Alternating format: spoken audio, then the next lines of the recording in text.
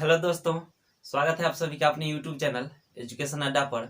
दोस्तों मैं हूं मनीष शर्मा और चलिए आज हम इस वीडियो में एसएससी सीएचएसएल और सीजीएल के लिए जो प्रैक्टिस करवा रहे हैं उसका क्वेश्चन करवाने वाले हैं जो पिछले कई सालों में पूछे गए हैं।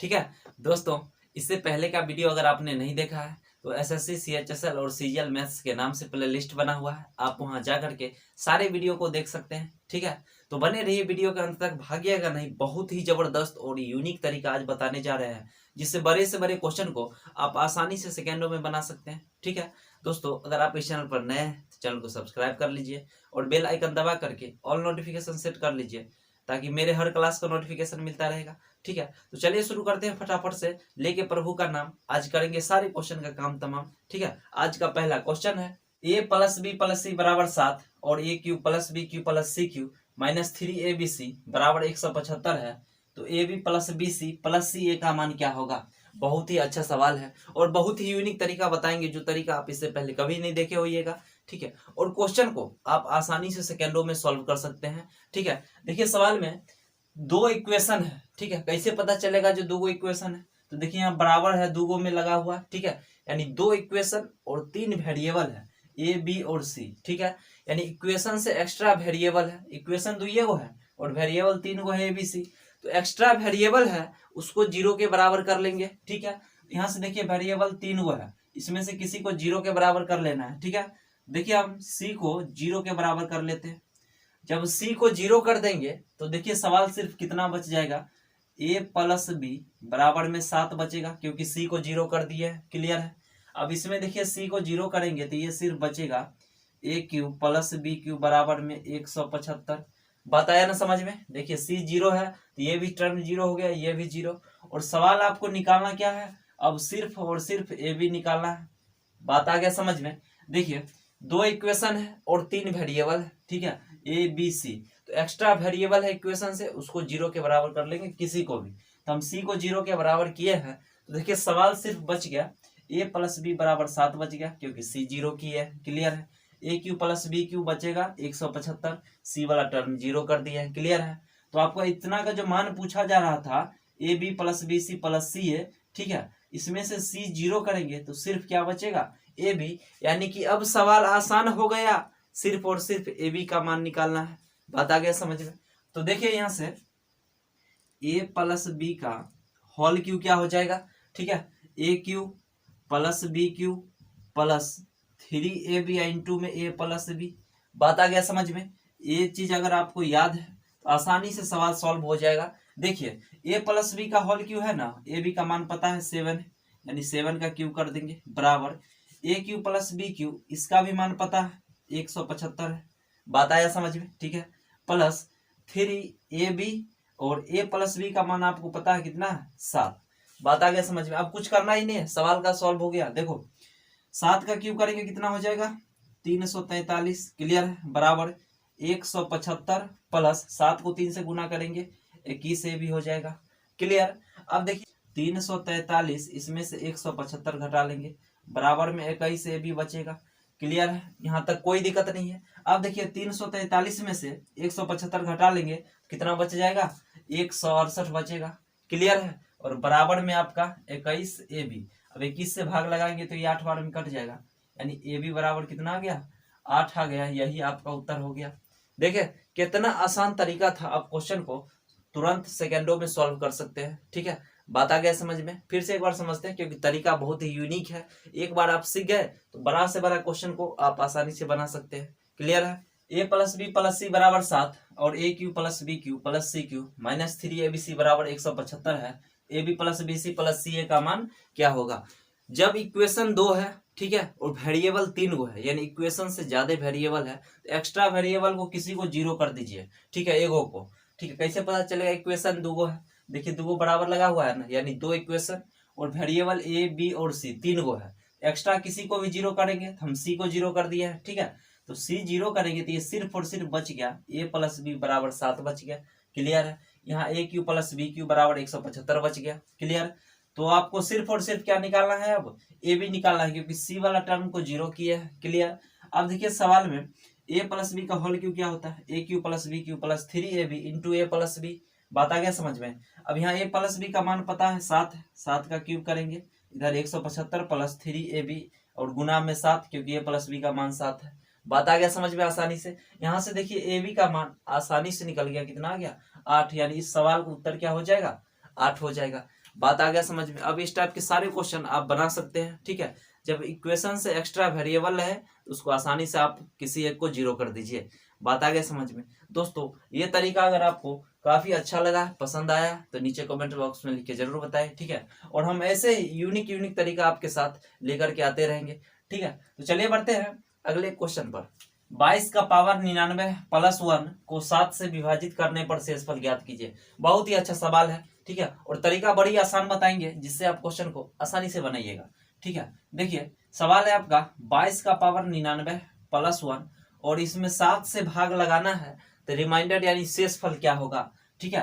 तो जब भी इस टाइप का सवाल दिख गया तो सबसे पहले क्या करेंगे, इस 7 से पहले 22 में भाग लगाइए, ठीक है। तो 7 को 3 बार गुना करेंगे 21 आ जाएगा, यानी शेष 1 आएगा ना, 1 का पावर 99 और 1 में भाग लगाएंगे तो शेषफल 1 ही हो जाएगा और बट्टा में 7। क्लियर है। अब यहाँ से देखिए 1 का पावर 99 तो 1 ही हो जाएगा, 1 प्लस 1 कितना आ गया 2 बट्टा में 7, यानी कि आपका रिमाइंडर शेषफल कितना हो जाएगा 2 हो गया, यही उत्तर है। बात आया समझ में। देखिए सवाल था 22 का पावर 99 प्लस 1, इसमें 7 से भाग लगाने पर शेषफल क्या होगा, ठीक है। क्या करें, 7 से पहले 22 में भाग लगाएंगे तो शेषफल 1 आएगा। क्लियर। 1 का पावर 99 रख दिए प्लस 1। अब यहाँ से देखिए दोनों को जोड़ेंगे तो 2 बट्टा 7 हो जाएगा ना, भाग नहीं लग रहा है, यानी रिमाइंडर 2 ही हो जाएगा शेषफल। बात आ गया समझ में। बहुत ही आसान सवाल था और इस टाइप के क्वेश्चन पेपर में बार बार पूछे जाते हैं शेषफल से संबंधित, ठीक है। तो चलिए बढ़ते हैं अगले क्वेश्चन पर। यदि रूट एक्स प्लस 1 बट्टा रूट एक्स बराबर 5 है तो एक्स क्यू प्लस 1 बट्टा एक्स क्यू का मान क्या होगा। बहुत ही अच्छा सवाल है। देखिए यहाँ रूट में दिया हुआ है और आपको निकालना है एक्स क्यू प्लस 1 बट्टा एक्स क्यू, ठीक है। तो सबसे पहले काम क्या करेंगे, इस रूट को हटा देंगे। रूट कैसे हटेगा, तो दोनों तरफ स्क्वायर करके। क्लियर है। दोनों तरफ स्क्वायर कर देंगे, रूट एक्स प्लस 1 बट्टा रूट एक्स का स्क्वायर, इधर भी स्क्वायर करेंगे, दोनों तरफ वर्ग। क्लियर है। यहाँ से देखिए ए प्लस बी का होल स्क्वायर बन गया। क्लियर है। तो क्या करेंगे, ए स्क्वायर होता है यानी एक्स प्लस बी स्क्वायर, तो 1 बट्टा एक्स प्लस 2ab होता है रूट एक्स गुना 1 बट्टा रूट एक्स, ठीक है। कट के 1 ही हो जाएगा, ठीक है। बराबर में 5 का स्क्वायर करेंगे, कितना हो जाएगा 25। अब यहाँ से देखिए x प्लस 1 बट्टा एक्स बराबर 2 प्लस में है, बराबर को उस साइड ले जाएंगे तो माइनस में हो जाएगा। 25 में से 2 घटा लेंगे, यानी कि x प्लस 1 बट्टा एक्स बराबर कितना आ गया 23 आ गया। यहाँ तक बात आया समझ में, ठीक है। देखिए रूट एक्स प्लस 1 बट्टा रूट एक्स बराबर 5 दिया हुआ था, दोनों तरफ स्क्वायर कर दिए हैं। यहाँ से x प्लस 1 बटा एक्स बराबर कितना आ गया 23 आ गया। तो सवाल में आपको पूछा जा रहा है एक्स क्यू प्लस में 1 बटा एक्स क्यू।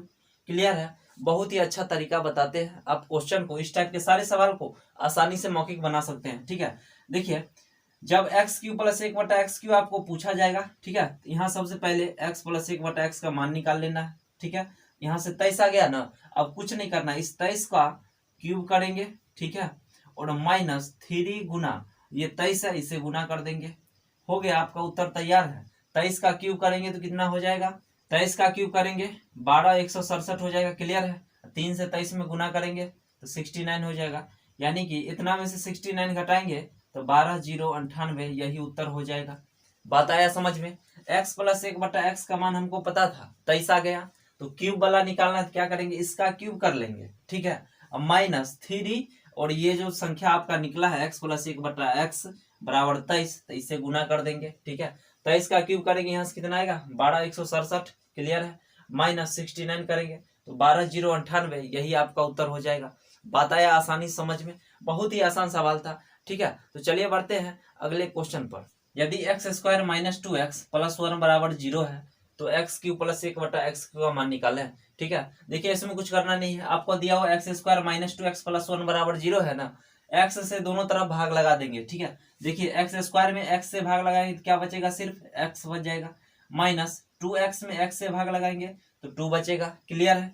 प्लस इसमें 1 में लगाएंगे 1 बट्टा एक्स हो जाएगा। क्लियर है। इधर तो 0 ही हो जाएगा। बात आया समझ में। अब यहाँ से देखिए 2 माइनस में बराबर उस साइड भेज देंगे तो प्लस में हो जाएगा, ठीक है। तो एक्स वाला को साथ में लिख लेंगे तो एक्स प्लस 1 बट्टा एक्स बराबर 2 हो गया। यहाँ तक कोई दिक्कत नहीं है। देखिए x square minus 2x plus 1 बराबर 0 दिया हुआ था, ठीक है। एक्स से हम भाग लगा दिए तो क्या बचेगा, x माइनस 2 प्लस 1/x बराबर 0, यानी कि 2 माइनस में है, बराबर के उस साइड ले गए, प्लस में हो गया, x प्लस 1/x बराबर 2 हो गया ना। और आपका क्यूब वाला पूछा है, x cube plus 1/x cube. तो अभी जस्ट पीछे बताया है, इसका निकालने का तरीका क्या करेंगे, ये जो संख्या आया है 2, इसका क्यूब कर लेंगे, यानी 2 का क्यूब माइनस 3 गुना, इस संख्या से गुना करते हैं तो गुना कर दीजिए, तो 2 का क्यूब कितना हो जाएगा 8 माइनस 6, यानी कि आपका 2 उत्तर आ गया। बात आया ना समझ में। सबसे पहले क्या किए, x प्लस 1/x का मान निकाल लिए 2। अब आपको पूछा जा रहा है x cube plus 1/x cube, क्या करेंगे, इसका क्यूब करेंगे, ठीक है, तो 2 का क्यूब 8 हो गया, माइनस 3 गुना 2 यानी कि 6 हो जाएगा, 8 में से 6 घटा लिए 2 आ गया। बात आ गया आसानी से समझ में। अब इस टाइप का सवाल बना लीजिएगा फटाफट से। तो चलिए बढ़ते हैं अगले क्वेश्चन पर। यदि त्रिभुज एबीसी में समद्विभाजक कोण बी और कोण सी त्रिभुज के अंदर ओ पर मिलते हैं, यदि कोण बी ओ सी बराबर 156 डिग्री, तो कोण ए का माप क्या है। बहुत ही अच्छा सवाल है। देखिए, एक त्रिभुज है एबीसी, ठीक है, त्रिभुज एबीसी हो गया, ए बी और सी, कहा जो समद्विभाजक कोण बी और कोण सी त्रिभुज के अंदर ओ पर मिलते हैं, ठीक है, इस कोण का समद्विभाजक ये हो गया, ठीक है, और सी का समद्विभाजक ये, यानी ओ पर मिलता है। क्लियर है। अब सवाल में दिया हुआ, यदि कोण बी ओ सी 156 डिग्री, यानी बी ओ और सी ये कोण दिया हुआ है कितना है 156 डिग्री है, तो कोण ए का मान पूछा जा रहा है। बहुत ही आसानी तरीके से इसको सॉल्व कर लेंगे, ठीक है। देखिए, कोण बी ओ सी बराबर हो जाएगा 90 डिग्री प्लस कोण ए बाई 2, बस बन के उत्तर तैयार है आपका। देखिए, ये कोण का मान दिया हुआ है, ठीक है, कितना 156 डिग्री है, बराबर में 90 डिग्री प्लस कोण ए बाई 2 हो जाएगा। क्लियर है। अब यहाँ से देखिए 90 डिग्री प्लस में है, बराबर की साइड लाएंगे माइनस, तो 156 डिग्री में से 90 डिग्री घटा लेंगे तो कोण ए बाई 2 बचेगा इधर सिर्फ। क्लियर। यहाँ से देखिए कितना बचेगा, 156 में से 90 डिग्री घटा लेना है, यानी 66 डिग्री बच जाएगा, बराबर में कोण ए बाई 2। अब 2 से गुना कर देंगे बाई क्रॉस। क्लियर है। तो ये कितना हो जाएगा 132 डिग्री, कोण ए का मान आ गया। बात आ गया समझ में आसानी से। क्लियर है। देखिए, कहा यदि त्रिभुज एबीसी में समद्विभाजक कोण बी और कोण सी त्रिभुज के अंदर ओ पर मिलते हैं, एबीसी त्रिभुज है, कोण बी और कोण सी का समद्विभाजक ओ पर मिल रहा, कोण बी ओ सी बराबर 156 डिग्री है, बी ओ और सी ये कोण दिया हुआ है 156 डिग्री है, ठीक है। तो आपको पूछा जा रहा है कोण ए का माप बताइए, ठीक है। तो कोण बी ओ सी बराबर क्या हो जाएगा 90 डिग्री प्लस में कोण ए बाई 2, ठीक है। यहाँ से देखिए वैल्यू पता है 156 डिग्री है इसका, बराबर में 90 डिग्री प्लस कोण ए बाई 2, यहाँ से कोण ए का मान निकाल लिए, कितना आ गया 132 डिग्री। बात आ गया होगा आसानी समझ में। अब इस टाइप के सवाल बन जाएंगे सारे। तो चलिए बढ़ते हैं अगले क्वेश्चन पर। एक वृत्त की दो जीवाएं ए बी और पी क्यू वृत्त के अंदर डी पर प्रतिच्छेद होती है, यदि ए डी बराबर 7 सेंटीमीटर, डी बी बराबर 6 सेंटीमीटर, क्यू डी बराबर 14 सेंटीमीटर, तो P Q plus A B का मान ज्ञात करें। बहुत ही अच्छा सवाल है, ठीक है। देखिए, सबसे पहले एक वृत्त बना लेते हैं।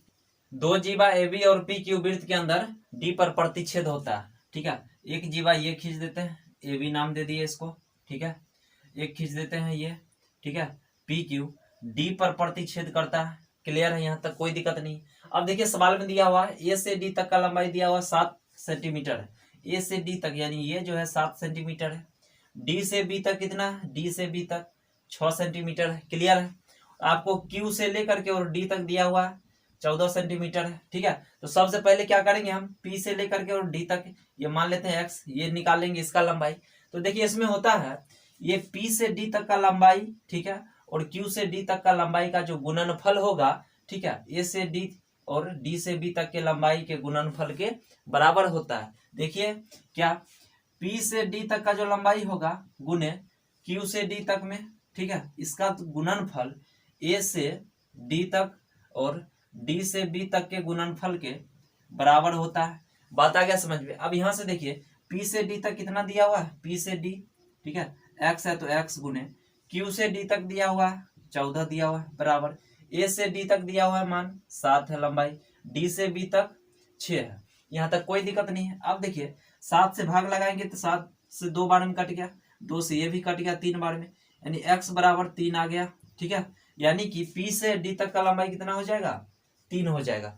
बात आया समझ में। अब देखिए सवाल में पूछा है पी क्यू प्लस में ए बी, ठीक है। यहाँ से देखिए पी क्यू यानी कि पी से लेकर के क्यू तक ये पूरा कितना लंबाई हो जाएगा, 3 है ये है और 14, यानी दोनों को जोड़ेंगे तो 14 और 3 ये 17 हो जाएगा, प्लस ए से बी तक यानी कि ये पूरा तो 7 और 6 13 हो जाएगा, दोनों को जोड़ देंगे यानी कि 30, यही उत्तर हो जाएगा। बात आया आसानी से समझ में, ठीक है। तो चलिए बढ़ते हैं अगले क्वेश्चन पर।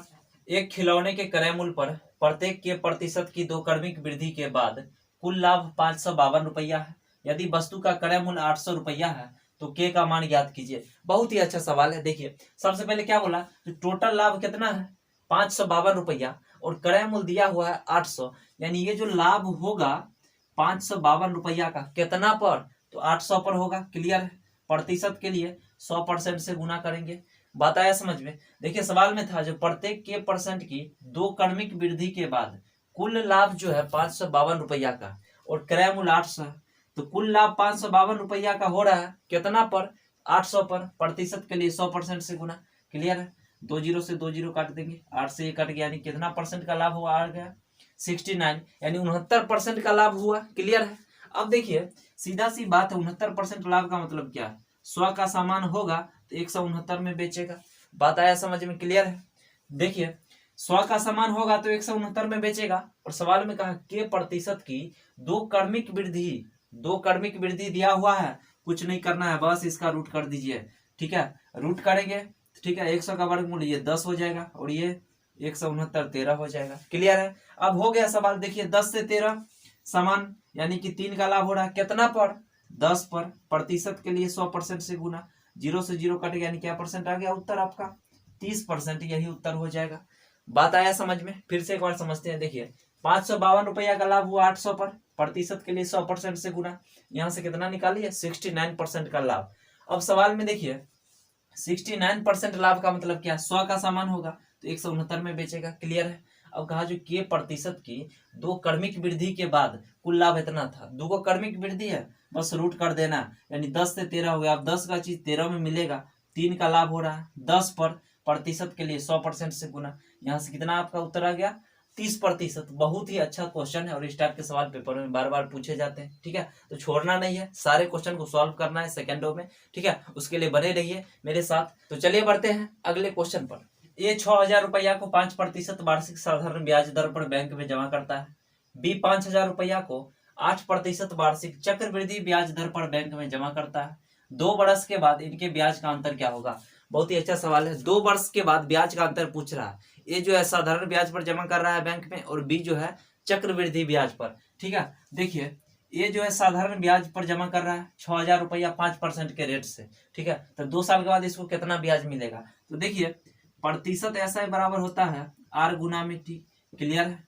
प्रतिशत ऐसा है बराबर आर गुना टी, यानी प्रतिशत ब्याज यहाँ से निकल जाता है। तो देखिए रेट है आपका 5% और टाइम बोला है 2 साल, यानी कि क्या परसेंट हो गया 10% ब्याज हो गया, यानी जितना भी मूलधन होगा ना उसका 10% ब्याज मिलेगा उसको। ठीक है, ए का कितना था मूलधन 6000 रुपया, तो 6000 का 10% करेंगे तो 10% के लिए बट्टा मैक्स, 2 जीरो से 2 जीरो कट गया, यानी ब्याज कितना मिलेगा उसको 600 रुपया साधारण ब्याज की दर से।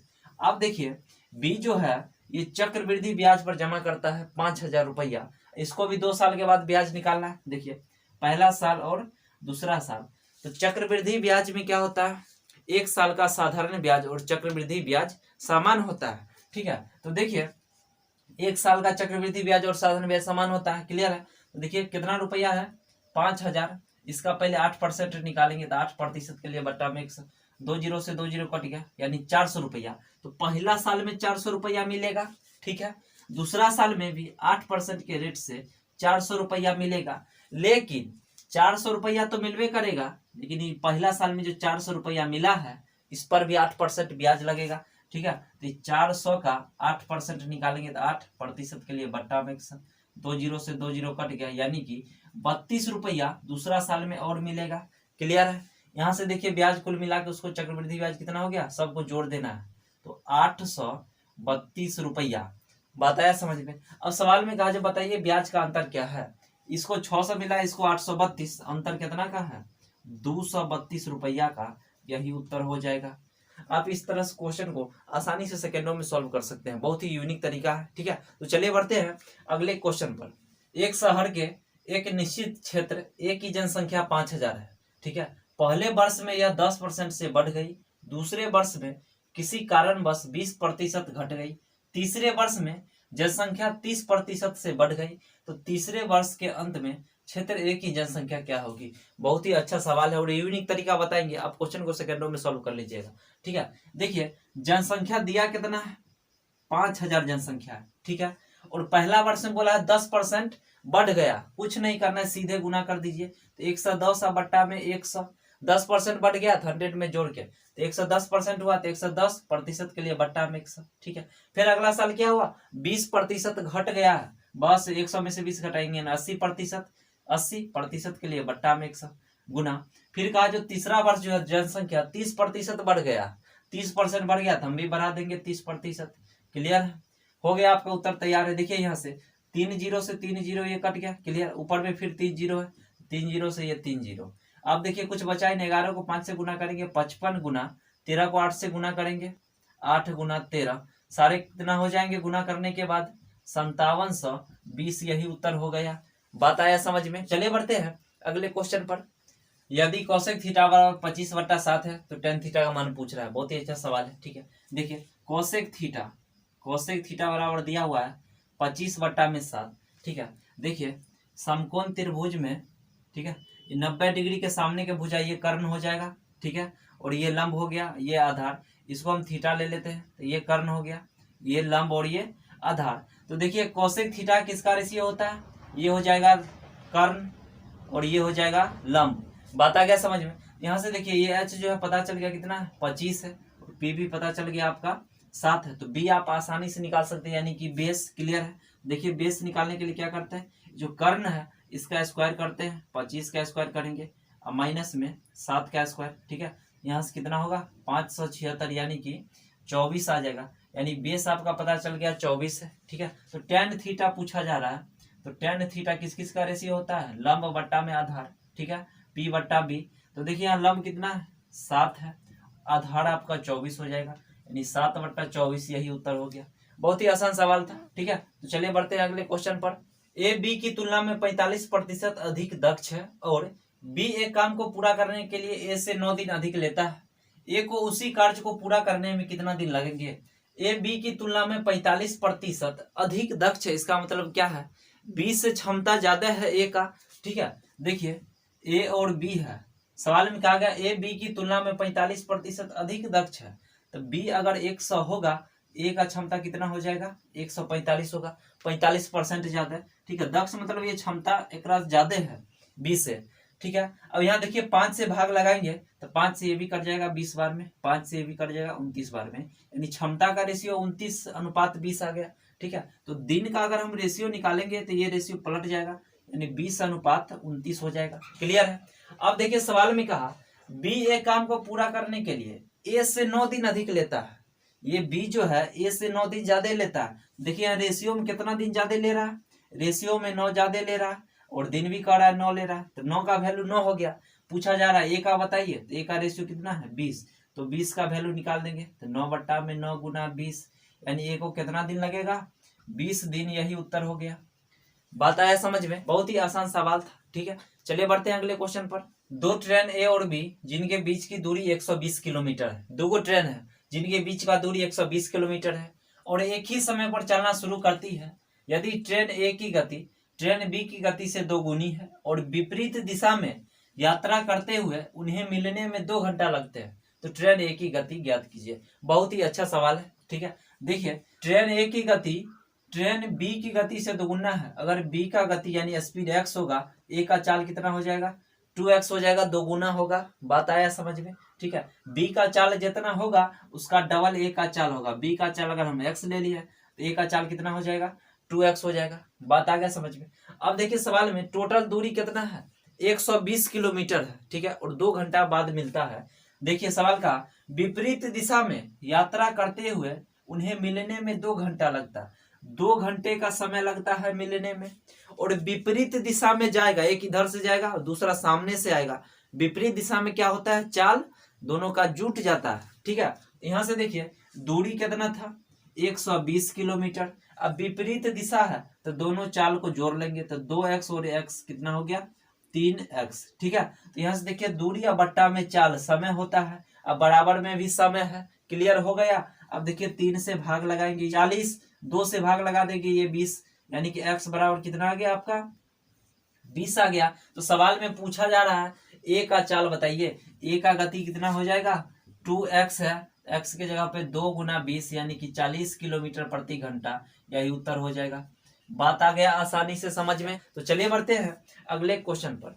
ओ केंद्र वाले एक वृत्त में दो स्पर्श रेखा AP और AQ बाहरी बिंदु A से खींची जाती है। ठीक है, यदि कोण PAQ बराबर 80 डिग्री हो तो कोण POQ होगा। बहुत ही अच्छा सवाल है। ठीक है, तो सबसे पहले क्या करेंगे, पहले एक वृत्त बना लेते हैं। वो केंद्र वाला एक वृत्त है, दो स्पर्श रेखा AP और AQ, बाहरी बिंदु A है ना, यहाँ से खींचा गया है। क्लियर। अब सवाल में दिया हुआ है यदि कोण PAQ बराबर 80 डिग्री है, PA और Q यानी ये कोण दिया हुआ है पूरा कितना 80 डिग्री दिया हुआ है। क्लियर है। सवाल में पूछा जा रहा है POQ का मान होगा PO और Q, यानी ये कोण पूछा जा रहा है। ठीक है, तो देखिए यहाँ से हम इसको समद्विभाजित कर देते हैं। क्लियर है, जब समद्विभाजित कर देंगे, ठीक है, तो देखिए पूरा कोण 80 डिग्री था। क्लियर है, तो ये बढ़ जाएगा 40 डिग्री, ये भी हो जाएगा और 40 डिग्री ये भी होगा, कोई दिक्कत नहीं है। अब देखिए ये कोण 40 डिग्री है। ठीक है, तो ये कोण 90 डिग्री यहाँ बनेगा। क्लियर है, तो 40 डिग्री 90 डिग्री, तो ये कोण कितना हो जाएगा 50 डिग्री होगा, क्योंकि तीनों कोणों का योग 180 डिग्री होता है। ठीक है, देखिए ये 40 डिग्री हो गया, ये 90 डिग्री है तो ये 50 डिग्री, इधर भी है 40 डिग्री। ठीक है, ये 90 तो ये हो जाएगा इधर भी 50 डिग्री। बात आ गया ना समझ में। आपको पूछा जा रहा है कोण POQ का मान कितना होगा। ठीक है, तो 50 डिग्री या प्लस में 50 डिग्री यानी कि 100 डिग्री आपका उत्तर हो जाएगा। बात आया समझ में आसानी से। देखिए चलिए आज के लिए इतना ही रहने देते हैं। ठीक है, फिर मिलते हैं नेक्स्ट क्लास में धमाकेदार ट्रिक के साथ। दोस्तों वीडियो पसंद आए तो लाइक शेयर और सब्सक्राइब जरूर कीजिए हमारे चैनल को। ठीक है, और समय बहुत ही कम है, एग्जाम नजदीक है तो प्रैक्टिस करते रहिए क्वेश्चन सबका। ठीक है, क्योंकि नॉलेज के साथ साथ स्पीड भी होना बहुत जरूरी है। स्पीड रहेगा तभी आपको पेपर में क्वेश्चन ज्यादा से ज्यादा अटेम्प्ट कर पाएंगे। ठीक है, चलिए फिर मिलते हैं नेक्स्ट क्लास में धमाकेदार ट्रिक के साथ।